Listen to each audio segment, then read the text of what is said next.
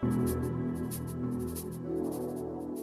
everyone, welcome to the final episode of the Halo 2 analysis series. Today we'll be briefly going over all the versions of Halo 2 outside of the original, which, as you can tell, the series is primarily focused on.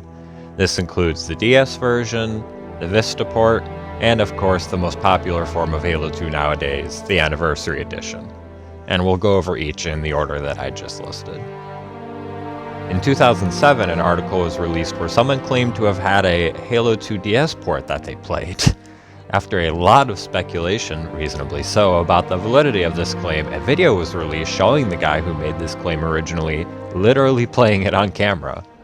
We're not sure which studio made this, but it never got released, and sadly, it is confirmed that the one-no copy we just saw be played is lost. The dual screen feature, as you can see, is utilized in addition to it fairly clearly using some alteration of the GoldenEye DS engine, but other than that, we don't know much.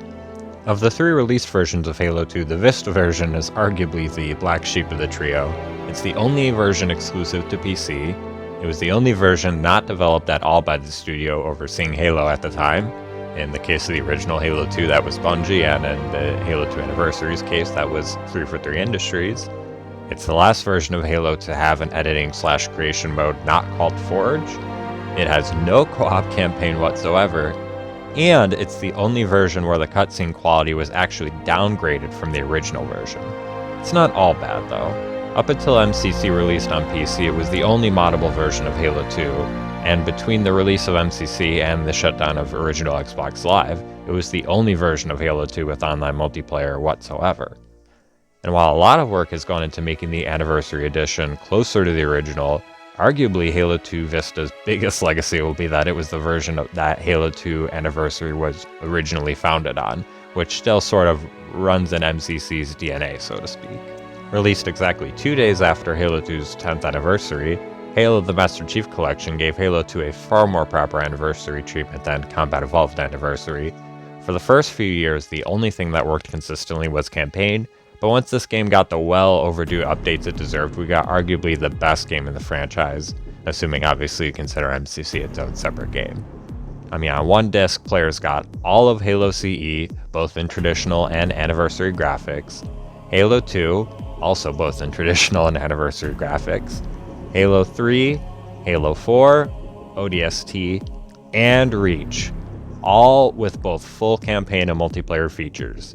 Forge, Firefight, Theater, you name it, it's all there.